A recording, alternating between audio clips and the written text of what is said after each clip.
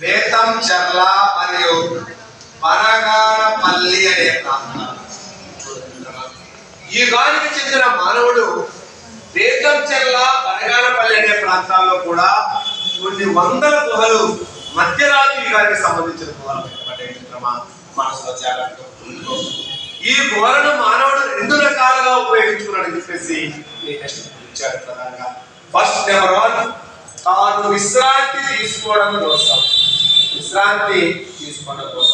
రెండోది సూక్ష్మరాతి పరికరాలను దాచుకోవడం కోసం. తాను విశ్రాంతి తీసుకోవడం కోసం ఉపయోగించాడు, సూక్ష్మరాతి పరికరాలు దాచుకోవడం కోసం కూడా ఈ గుహను ఉపయోగించాడు. వెరీ వెరీ ఇంపార్టెంట్, మనసులో జాగ్రత్త. ఇంకొకసారి వెలుగు గుహలు ఏ జిల్లా గుర్తురావాలా? కర్నూలు జిల్లాలోని వెలుగు గుహలే కాకుండా బేతంచెర్ల బనగానపల్లి అనే ప్రాంతంలో మధ్యరాత్రి యుగానికి సంబంధించిన కొన్ని వందల గుహలు పెట్టబడ్డాయి మిత్రమా. అయితే నీటెస్ట్ గుర్తుపెట్టుకో, గుహలను మానవుడు ఎన్ని రకాలు ఉపయోగిస్తున్నాడంటే 2 రకాలు. ఏమిటి చెప్పండి? విశ్రాంతి తీసుకోవడం కోసం, సూక్ష్మరాతి పరికరాన్ని దాచుకోవడం కోసం ఈ గుహలను ఉపయోగించాడు. ఇక్కడ ఎక్సలెంట్, ప్రతి చెట్లో వచ్చింది ఇటువంటి జాగ్రత్త.